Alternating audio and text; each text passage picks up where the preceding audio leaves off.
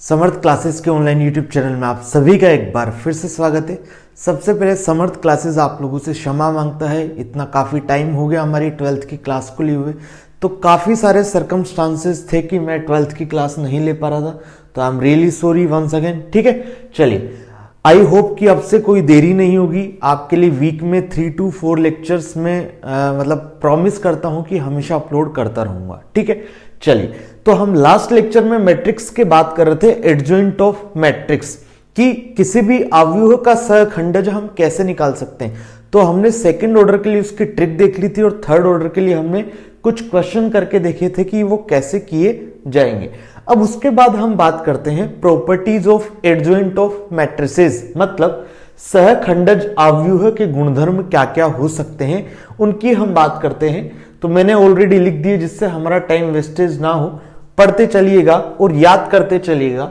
ये शुरुआत के 4 सबसे ज्यादा इंपॉर्टेंट है जो हमेशा हमारे काम आते रहेंगे। इनमें से एक डायरेक्टली फॉर्मूला ट्रिपली 2010 में पूछा गया है, एआई ट्रिपली या जेई मेंस की अगर मैं बात करूं। ठीक है, तो चलिए पहला क्या है, अगर एक मैट्रिक्स है ए, ठीक है, मैट्रिक्स क्या है ए, उस मैट्रिक्स को मैं उसी के एडजॉइंट या उसी के सहखंडज से गुणा करूं, या एक मैट्रिक्स है उसके सहखंडज को उस मैट्रिक्स से मल्टीप्लाई करूं, बात एक ही। तो जब इन दोनों को मैं मल्टीप्लाई करूंगा तो पक्की बात है क्या बनेगा, डिटर्मिनेंट ऑफ ए इंटू आई। आई क्या है, आइडेंटिटी मैट्रिक्स या इकाई अवयव। आइडेंटिटी मैट्रिक्स होता क्या था याद करो, ऐसा डायगोनल मैट्रिक्स जिसके डायगोनल क्या हो जाते थे 1 1, या ऐसा स्क्वायर मैट्रिक्स जिसके डायगोनल हो जाए 1 और बाकी सभी एलिमेंट क्या हो जाए 0, तो उसको हम बोल देते हैं आइडेंटिटी मैट्रिक्स। तो दोबारा समझ लो, एक मैट्रिक्स है ए, उसका प्रोडक्ट करें उसी के एडजॉइंट मैट्रिक्स से, तो वो आता है डिटर्मिनेंट ऑफ ए इंटू आई। आई क्या है यहाँ पे, आइडेंटिटी मैट्रिक्स या इकाई अवयव।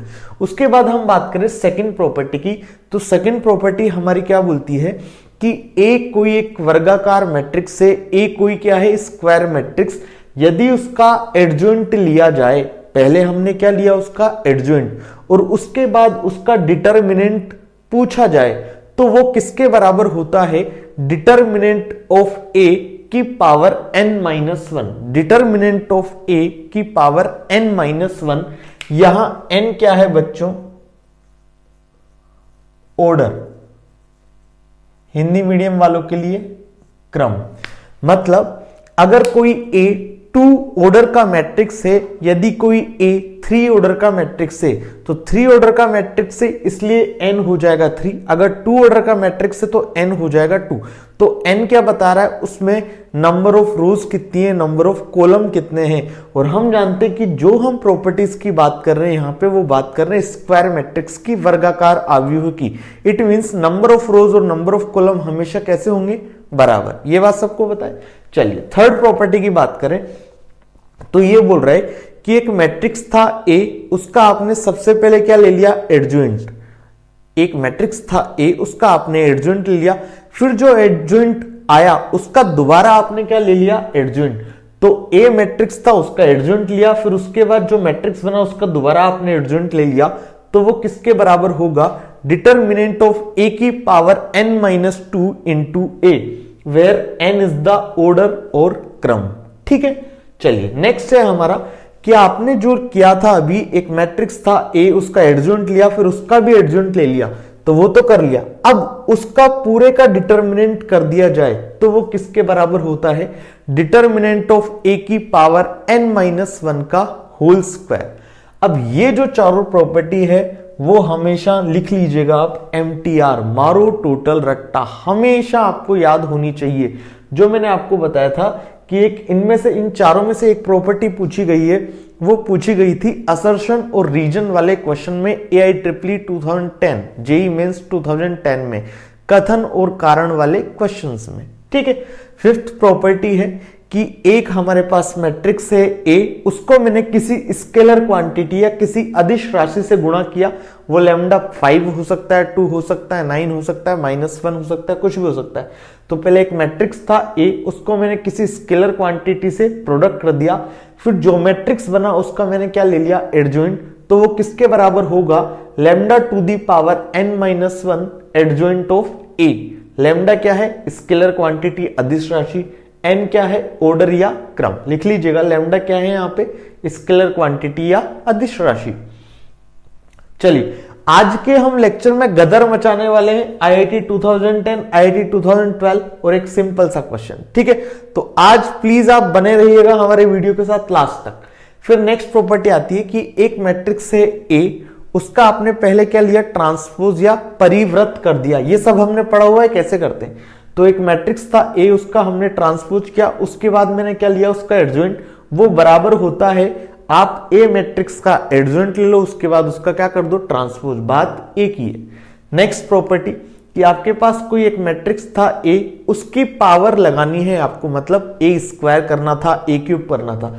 तो आपने एक मैट्रिक्स का स्क्वायर कर लिया, क्यूब कर लिया, उसके बाद उसका एडजॉइंट लो, या पहले उस मैट्रिक्स का एडजॉइंट ले लो, उसके बाद क्या लगा दो, पावर। तो यहां पे P बिलोंग्स टू क्या है, नेचुरल नंबर। नेक्स्ट प्रॉपर्टी है कि आपके पास एक मैट्रिक्स है ए, उसका आप इनवर्स ले लो, उसके बाद एडजॉइंट निकालना हो आपको, तो आप क्या कर सकते हो, उस मैट्रिक्स ए का पहले एडजॉइंट ले लो, उसके बाद उसका इनवर्स कर दो। तो बात एक ही है। तो ये 8 की 8 प्रॉपर्टी सबसे ज्यादा इंपॉर्टेंट है इस चैप्टर में। उनमें ये 4 most of the important property in this chapter, ठीक है। सबसे ज्यादा काम आने वाली है ये 4 प्रॉपर्टीज आपके पूरे इस मैट्रिक्स में, ठीक है। तो याद कर लीजिएगा। एक और चीज, कथन और कारण में जो भी क्वेश्चन आए इन चारों से रिलेटेड, तो ये सेकंड फॉर्मूला, थर्ड फॉर्मूला और फोर्थ फॉर्मूला का जो रीजन है वो है पहला वाला। ये लिख लीजिएगा कहीं भी, सिंपल सा। सेकंड, थर्ड और फोर्थ का जो रीजन देता है वो देता है पहला, ठीक है। मतलब पहले की हेल्प से हम सेकंड, थर्ड और फोर्थ को डेराइव कर सकते हैं। हमारे कोर्स में नहीं है, लेकिन हमसे पूछा गया हुआ है जेई मेंस 2010 में, इसलिए मैंने आपको बता दिया। लिख लीजिएगा कि पहला जो ये फॉर्मूला है वही सेकंड, थर्ड और फोर्थ का एक्सप्लेनेशन देता है, व्याख्या देता है, ठीक है। तो ये रही हमारी प्रॉपर्टी। अब इस पे बेस्ड हम कुछ एक क्वेश्चन करने की कोशिश करते हैं। पहला क्वेश्चन क्या है, हमें एक मैट्रिक्स दिया हुआ है उसने, और हमसे पूछा है इसमें पहला पार्ट कि a इंटू एडजॉइंट ए बताओ। सेकंड पार्ट पूछा है एडजॉइंट ए का भी एडजॉइंट आपको बताना है, या एडजॉइंट ऑफ एडजॉइंट ए, ठीक है। यहां तक बात क्लियर है। चलिए पहला पार्ट इसका सोल्व करने की कोशिश करते हैं। हमने पढ़ी एक प्रॉपर्टी कि जब भी किसी मैट्रिक्स का एडजॉइंट ले लूं, उसको उसी मैट्रिक्स से मल्टीप्लाई कर दूं, मतलब a इंटू एडजॉइंट ए वो किसके बराबर होता है, डिटर्मिनेंट ऑफ a इंटू आई। हाँ कि ना। इसका मतलब मुझे इसको सोल्व करने के लिए डिटर्मिनेंट a की वैल्यू चाहिएगी, या तो डिटर्मिनेंट a वो मुझे दे दे ऑलरेडी, या a एक मैट्रिक्स दे दे, उसका मैं डिटर्मिनेंट निकाल लूंगा। ये सबको पता है। तो चलिए यहां से हम डिटर्मिनेंट a निकालने की कोशिश करते हैं। डिटर्मिनेंट a कैसे निकालूंगा, प्लस माइनस प्लस, यहीं से खोल दूं। तो देखो +2 से मैं जब ओपन करूंगा तो ये वाला कॉलम गया, ये वाला रो गया, ये बचा। इसका, इस मैट्रिक्स का डिटरमिनेंट आप निकाल लोगे, 2 इंटू 2 माइनस 0 इंटू 2, तो 2 इंटू 2 माइनस 2 इंटू 0। बोलो किसी को कोई प्रॉब्लम, सिंपल है। यहां से आ जाएगा 2 इंटू 4 बराबर 8। तो डिटर्मिनेंट ए की वैल्यू आ गई हमारे पास 8। ये सिंपल सा टास्क था, सबको आता था। हमसे पूछा है a into adjoint A into adjoint A किसके बराबर हो जाएगा, डिटर्मिनेंट ऑफ ए आई। आई क्या है, आइडेंटिटी मैट्रिक्स या इकाई आव्यूह है। जितने भी क्रम का, जितने भी ऑर्डर का आपके पास ए मैट्रिक्स है, उसी ऑर्डर का आपको आई लेना होता है हमेशा। ये बाय डिफॉल्ट आपके इस माइंड की सेटिंग में बैठ जाना चाहिए। अगर मुझे 2 ऑर्डर की जरूरत पड़ रही है तो मैं आई 2 ऑर्डर का मान लूंगा, अगर 3 ऑर्डर की जरूरत पड़ रही है तो आई में क्या मान लूंगा, 3 ऑर्डर का। तो डिटर्मिनेंट ए की वैल्यू मुझे पता है 8, आई हम सबको पता है क्या होता है 1 0 0 0 1 0 0 0 1। ऐसा स्क्वायर मैट्रिक्स जिसके डायगोनल एलिमेंट्स हमेशा कैसे हो 1, बाकी सभी एलिमेंट्स 0 हो, उसी को तो हम बोलते हैं आइडेंटिटी मैट्रिक्स। हाँ कि ना।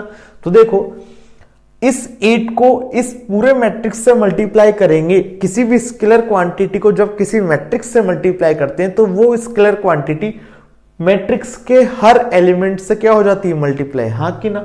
तो देखो इसका आंसर आएगा हमारे पास 8 0 0 0 8 0 0 0 8।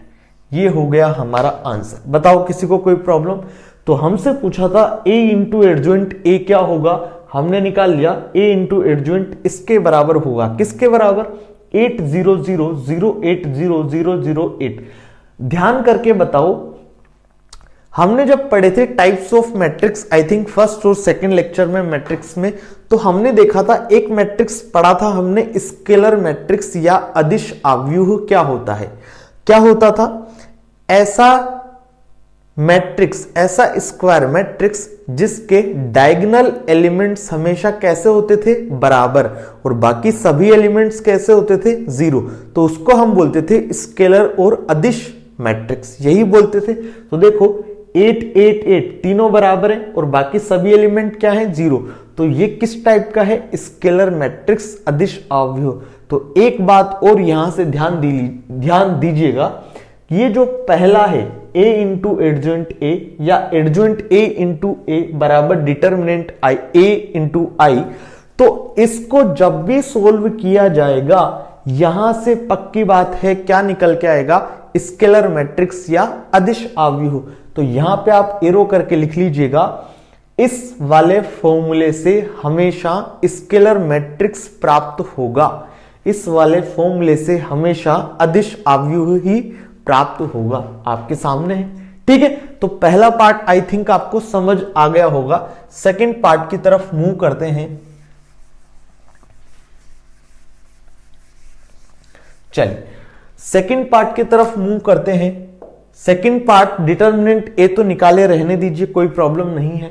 हमसे पूछा है adjoint into adjoint A, adjoint into adjoint A बराबर, ध्यान दो इधर कौन सा फॉर्मूला लग रहा है, एडजॉइंट इंटू एडजॉइंट ए बराबर हम जानते हैं डिटर्मिनेंट ऑफ ए की पावर n-2 इंटू ए होता है। ये आपको याद करने हैं पूरे फॉर्मूले, आज के आज ही मारो टोटल रट्टा, जिनमें सबसे ज्यादा इंपॉर्टेंट है शुरू के 4 और एक 5वां, ठीक है। बाकी काम सब आएंगे, लेकिन आप नहीं करना चाहो भाई मैं तो करूं ही नहीं, तो ये तो आज के आज कर लो, ये अपने आप काम में लोगे तब अपने आप याद हो जाएंगे, नहीं भी चाहोगे तब भी, लेकिन प्रैक्टिस जरूरी है, ठीक है। चलिए तो एडजॉइंट इंटू एडजॉइंट ए हम जानते हैं क्या होता है, डिटर्मिनेंट ऑफ ए की पावर n-2 इंटू ए। ये रहा फॉर्मूला, लिख दीजिए एक बार, डिटर्मिनेंट ऑफ ए की पावर n-2 इंटू ए। डिटर्मिनेंट ए हमारे पास है 8। चलिए बताइए यहां n कितना होगा, n क्या होता था, ऑर्डर ऑफ गिवन मैट्रिक्स। यहां पे ऑर्डर कितना है, 3 ऑर्डर का मैट्रिक्स है, 3 क्रम का आव्यूह है, तो n बराबर हो जाएगा 3। 8 की पावर 3-2 इंटू ए क्या है हमारे पास गिवन है, देखिए 2 0 0 2 2 0 2 2 2, यही तो है। इसे सोल्व करूंगा तो क्या आएगा यहां से 8 2 0 0 2 2 0 2 2 2। बोलो किसी को कोई प्रॉब्लम? हमने अभी देखा था कि जब भी किसी भी मैट्रिक्स को स्केलर क्वांटिटी से मल्टीप्लाई करना हो तो वो स्केलर क्वांटिटी हर एलिमेंट से मल्टीप्लाई हो जाती है।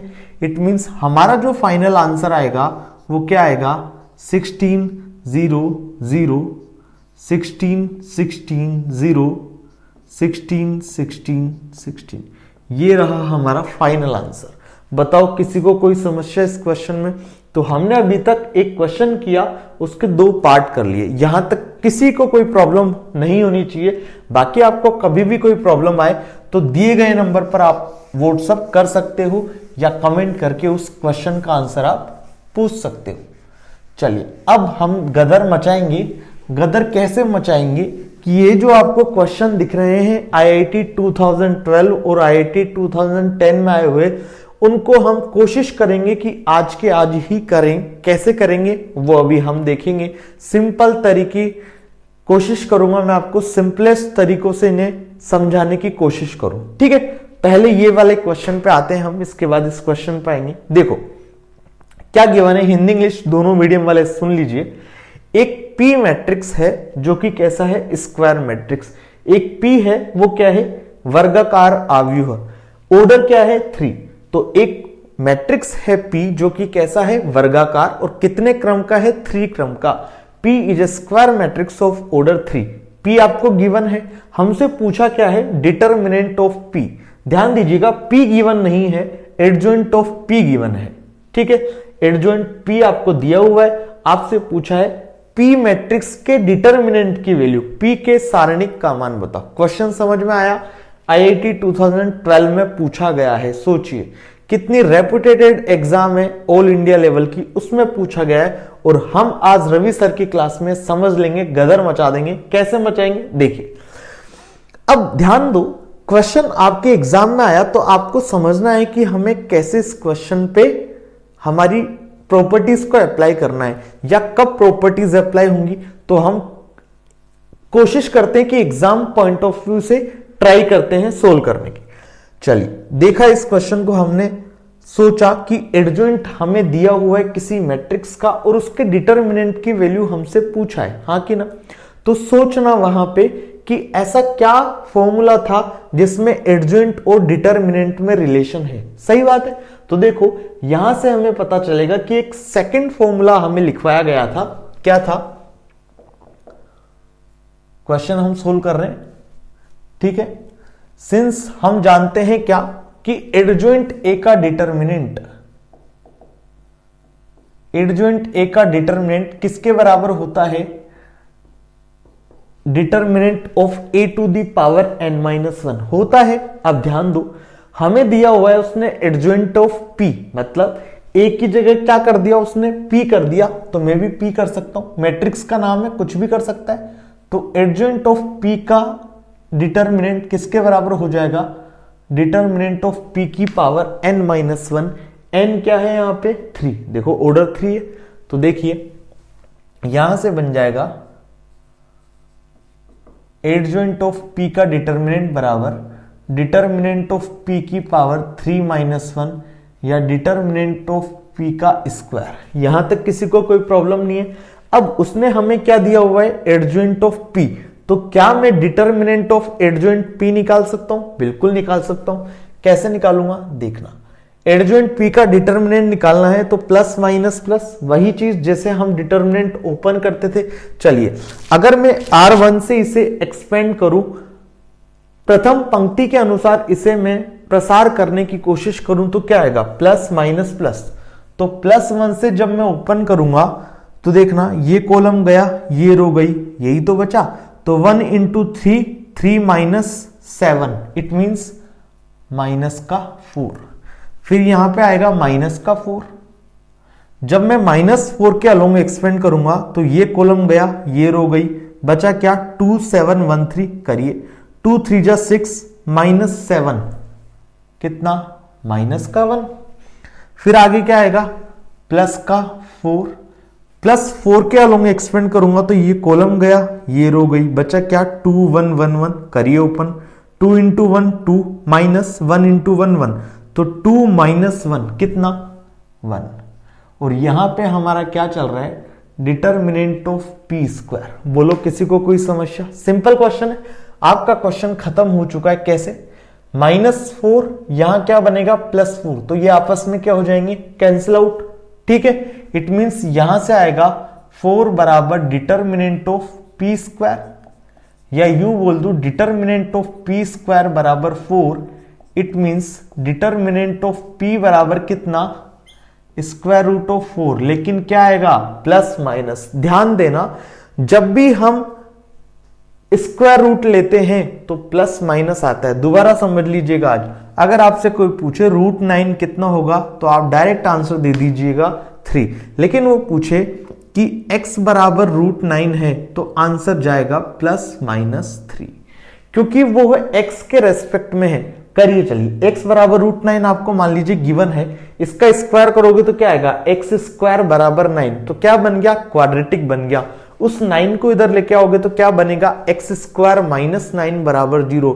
और हम जानते हैं एक्स स्क्वायर माइनस 9 को हम क्या लिख सकते हैं, x plus 3 into x minus 3 बराबर 0। तो वहां से क्या वैल्यूज आ जाएंगी, प्लस का 3 और माइनस का 3। तो ये चीज भी आपको ध्यान रखनी है। तो यहां से हमसे पूछा डिटर्मिनेंट p की वैल्यू, तो डिटर्मिनेंट p आ गया प्लस माइनस 2, यही हमें फाइंड आउट करना था।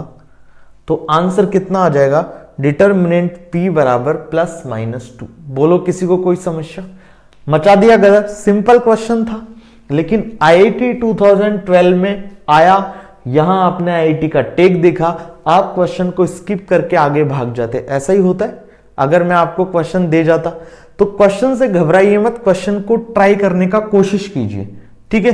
चलिए अब ये जगह हम काम में ले लेते हैं, इस क्वेश्चन को मिटा दिया जाए यहां से।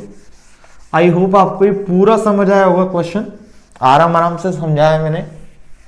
फिर भी आपको अगर डाउट रह जाता है तो आप कमेंट कर दीजिए, मैं नेक्स्ट क्लास में कोशिश करूंगा दोबारा समझा दूं, कोई डाउट रहता है आपको, ठीक है। अगर क्लास प्रॉपरली अटेंड कर रहे हो तो फिर प्रॉपरली सिंसियरली अटेंड करो कि हमें कोई डाउट नहीं रहे।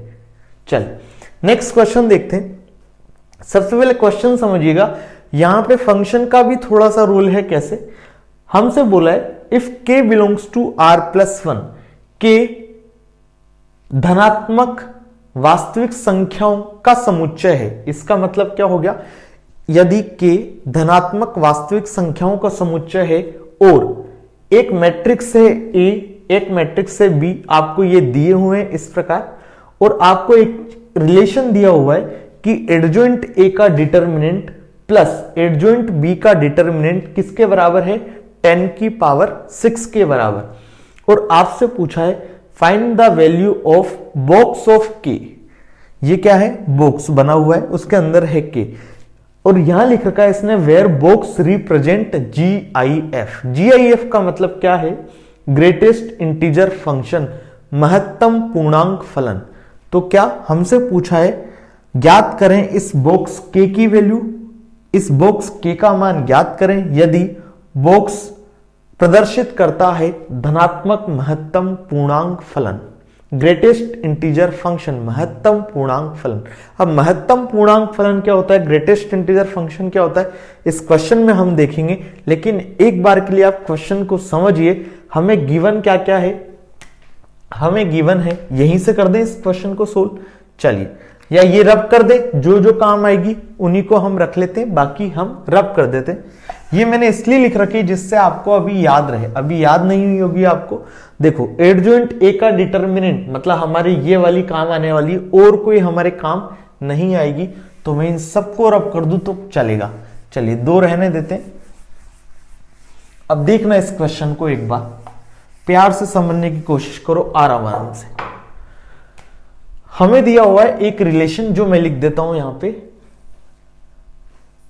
ये है सॉल्यूशन पार्ट। हमें गिवन क्या है कि एडजॉइंट A का डिटर्मिनेंट प्लस एडजॉइंट B का डिटर्मिनेंट किसके बराबर है, 10 की पावर 6 के। अब ध्यान दो, हम जानते हैं कि एडजॉइंट A का डिटर्मिनेंट कोई भी मैट्रिक्स है A, उसका एडजॉइंट ले लो और उसके बाद उसका डिटर्मिनेंट, वो किसके बराबर होता है, उस मैट्रिक्स के डिटर्मिनेंट की power n-1, determinant of A की पावर n-1। तो मैं यहां से क्या लिख सकता हूं, डिटर्मिनेंट ऑफ A की power n-1 plus determinant of B की पावर n-1 बराबर 10 टू दी पावर 6। ये बात सबको पता है। अब ध्यान से समझना बच्चों, अगर मैं एक बार के लिए इस B मैट्रिक्स पे फोकस करूं, सब बच्चे इस पे फोकस कर लो, किस पे, मैट्रिक्स B पे। ध्यान दो, हमने एक चीज पढ़ी थी, skew symmetric matrix. Skew symmetric matrix क्या होता था, विषम सममित सारणिक।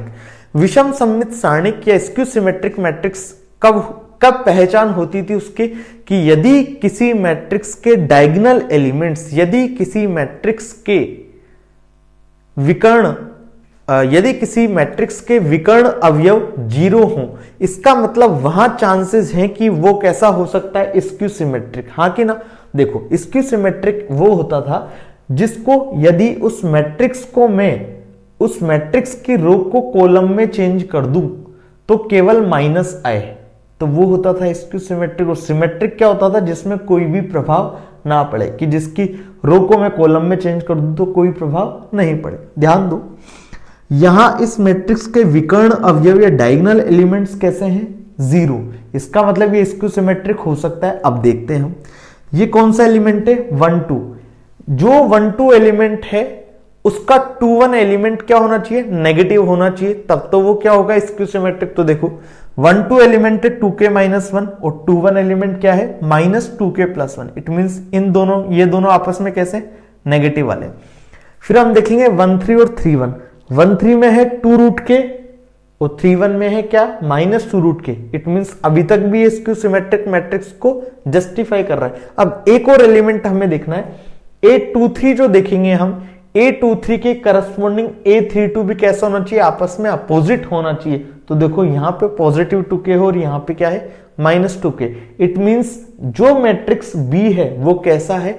Skew symmetric matrix. और ध्यान दो, जब मैंने आपको स्क्यू सिमेट्रिक मैट्रिक्स पढ़ाया था तो वहां एक पॉइंट लिखवाया था कि स्क्यू सिमेट्रिक मैट्रिक्स में ओड ऑर्डर हो जब भी, तो उसका डिटर्मिनेंट हमेशा क्या होता है? 0।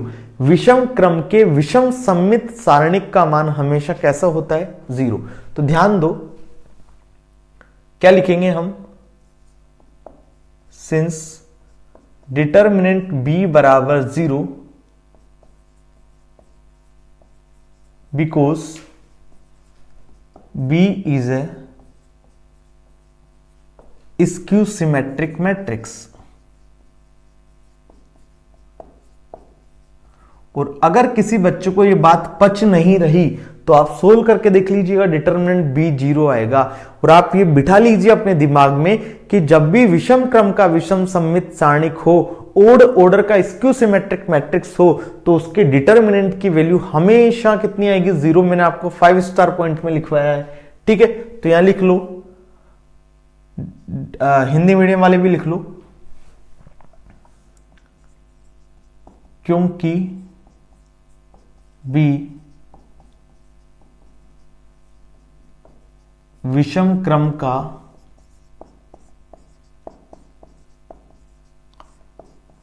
विषम सममित अवयव है। Because B is a skew symmetric matrix of odd order, या B is a odd order skew symmetric matrix. जगह नहीं है, थोड़ा मिटाना पड़ेगा। B is a skew symmetric matrix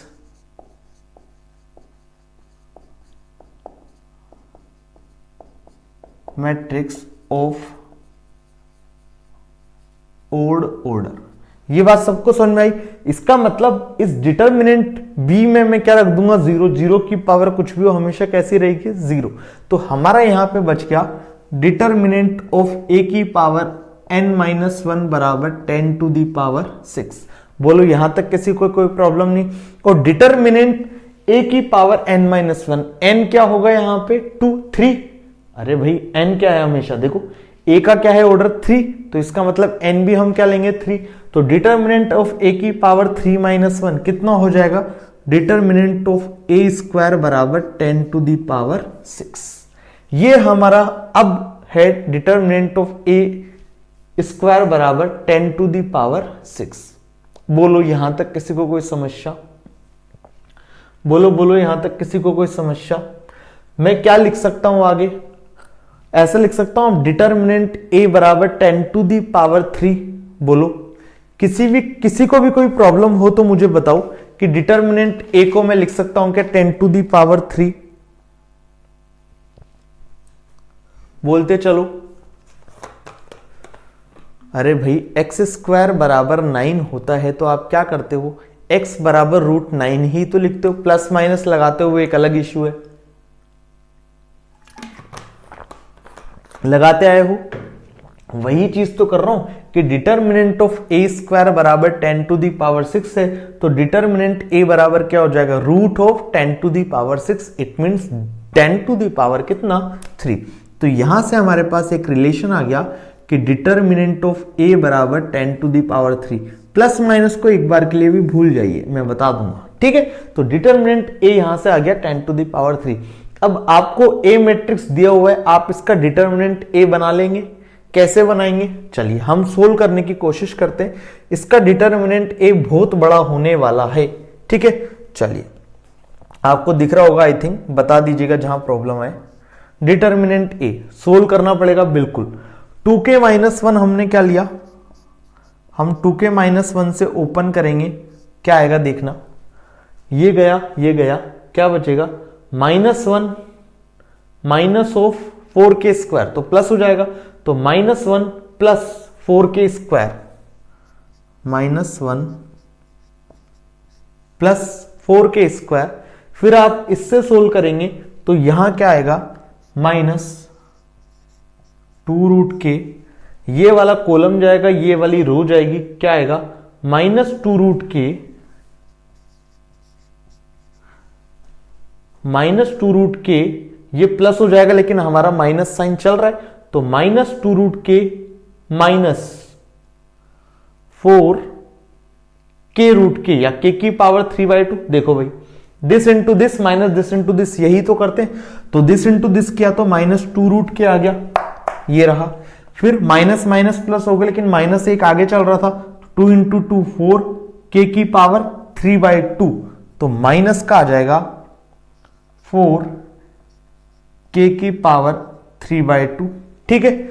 अब ये बचा हमारा, इसके अलोंग एक्सपेंड कर देंगे तो +2√k के अलोंग जब हम एक्सपेंड करेंगे तो देखो ये गया, बचा क्या, दिस इंटू दिस, तो 4k की पावर 3/2 +2√k, प्लस हो जाएगा +2√k, और ये किसके बराबर है, 10⁻³ के बराबर, 10⁻³ के बराबर है। तो ये आपका एक एक्सप्रेशन बन गया। अब इसे सोल्व करना है आपको, कैलकुलेशन है सिंपल सी, ये कैलकुलेशन सोल्व कर दीजिएगा। मैं डायरेक्ट इसकी जो फाइनल एक्सप्रेशन आएगा वो मैं लिख देता हूं यहां पे, ठीक है। इतना बड़ा होमवर्क मैं करने की जरूरत नहीं है, मुझे आता है। आप खुद कोशिश करके देखिए एक बार, ये आपसे एक्सप्रेशन सोल्व हो रहा है या नहीं हो रहा। मैं फाइनल लिख देता हूं एक बार, क्या बनेगा, फाइनल बनेगा हमारा लास्ट में, जब इसे सोल्व करके काटा पीटी करोगे तो बनेगा 8k³ plus 12k square plus 6k plus 1 बराबर 10⁻³ 8k³ plus 12k square plus 6k plus 1 बराबर 10⁻³। अब ध्यान से देखो, ये चीज जो बन रही है आपकी वो क्यूब में बन रही है, और क्यूब में क्या बन रही है देखना, इसे मैं लिख सकता हूं 2k प्लस 1⁻³ बराबर 10⁻³। बोलो, इसे मैंने क्या लिख दिया, 2k प्लस 1⁻³ बराबर 10⁻³ लिख दिया। करके देख लेना, a प्लस बी का होल क्यूब पता होना चाहिए। फॉर्मूला क्या होता है, a³ plus b³ plus 3ab into a plus b। करके देखो, a³ 8k³ plus b³ plus 3ab 3 into a into b, 3 into a into b करोगे तो कितना आएगा 6k, और a plus b 2k plus 1, तो देखो 12k square plus 6k, 12k square plus 6k, बिल्कुल सही बैठ रहा है। इसका मतलब मैंने इस एक्सप्रेशन यहां से सोल्व किया तो फाइनल एक्सप्रेशन ये बना, और इसको मैं ऐसा लिख सकता हूं, ठीक है।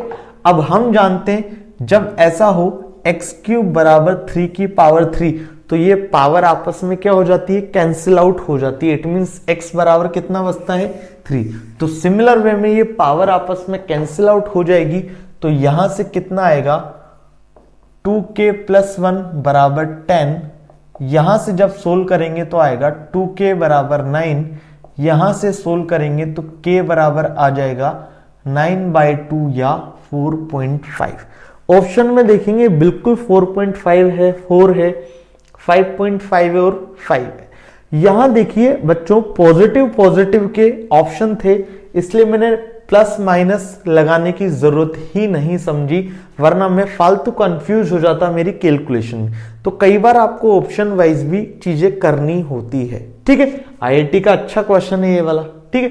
अब देखो, क्या हमसे के पूछा था, क्या यहां क्वेश्चन पे आपको फोकस करना पड़ेगा। जब क्वेश्चन आएगा पेपर में अंडरलाइन कर लीजिएगा क्या पूछ रहा है। हमसे पूछा था find the value of box के where box denote GIF greatest integer function, महत्तम पूर्णांक फलन।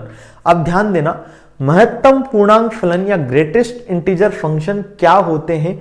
ग्रेटेस्ट इंटीजर फंक्शन ऐसे फंक्शन होते हैं जिनकी रेंज, जिनकी परास हमेशा कैसी आती है, पूर्णांक संख्या या इंटीजर।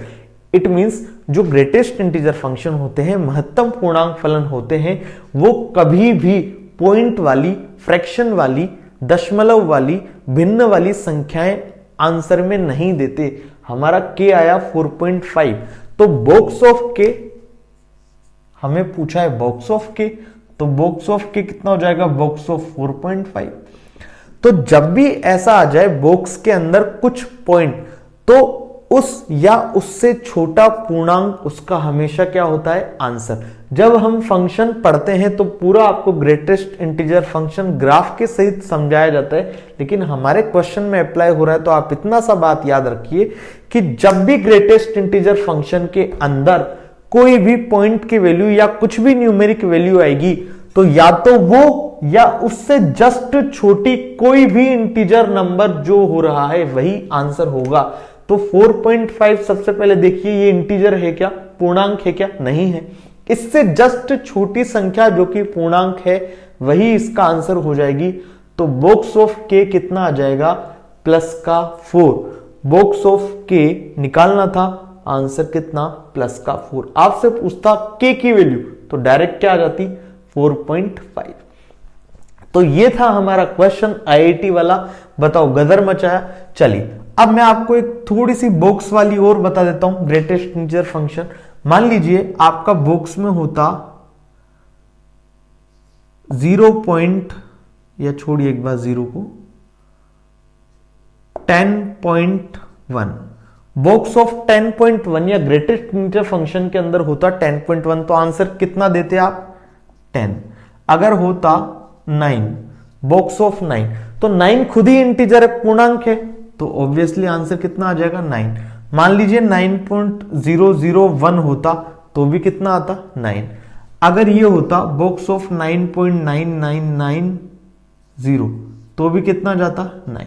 चलिए अब बताइए मुझे, -1.2 होता तो कितना जाता, सोच के दीजिएगा आंसर।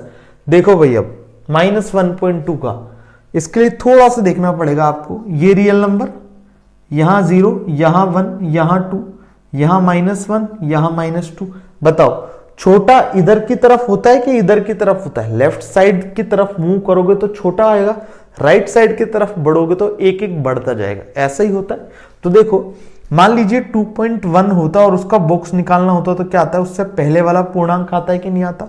मान लीजिए 0.5 था, उसका बॉक्स निकालना तो क्या आता, 0 आता। तो देखो हमें क्या पूछा है, -1.2 का बॉक्स, तो 1.2 किधर है, यहां, तो -1.2 का बॉक्स उससे जस्ट पहले वाला आएगा, तो -2। यहां बच्चे गलती कर देते, तो ये बात ध्यान रखिएगा कि -1.2 का बॉक्स -1 नहीं होता, -2 का। सिमिलर वे में यहां होता -6.8, तो कितना आता, -7। ठीक है, तो ये हो गया हमारा ग्रेटेस्ट इंटीजर फंक्शन वाला क्वेश्चन। सोचिए कितना शानदार क्वेश्चन है। मान लो आपको मैट्रिक्स आता है, आपने पूरा कर दिया, लेकिन आपसे पूछा find the value of greatest integer function के। आपसे ये पूछ लिया, आपको तो मैट्रिक्स आता है, आपने के की वैल्यू निकाल दी। अगर आपको एक छोटा सा कॉन्सेप्ट नहीं पता तो आपको 4 नंबर आपने गवा दिए। ठीक है, तो आपको सब कॉन्सेप्ट पता होने चाहिए मैथ्स में अगर आपको अच्छे से स्कोर करना है। तो आई होप आपको ये पूरा वीडियो लेक्चर समझ आया होगा, अच्छे से मैंने समझाने की कोशिश की है। ठीक है, तो ज्यादा से ज्यादा लोगों को शेयर करिए। हम हमारी पढ़ाई के बीच में कोई फालतू की बातें भी नहीं करते, तो आई थिंक आपको पढ़ने वाले बच्चों को अच्छे लगेंगे वीडियो। ज्यादा से ज्यादा लोगों को शेयर करिए। गूगल प्ले स्टोर से आप हमारे एंड्रॉइड ऐप पे भी इस वीडियो लेक्चर का फायदा उठा सकते हैं। तो आपको गूगल प्ले स्टोर पे टाइप करना है समर्थ क्लासेस ऑनलाइन, वहां से एंड्रॉइड ऐप को आप इंस्टॉल करके लॉगिन करके यूज कर सकते हैं। चलिए नेक्स्ट क्लास का वेट करिए। तब तक के लिए टेक केयर, बाय बाय और अपना ख्याल रखिए।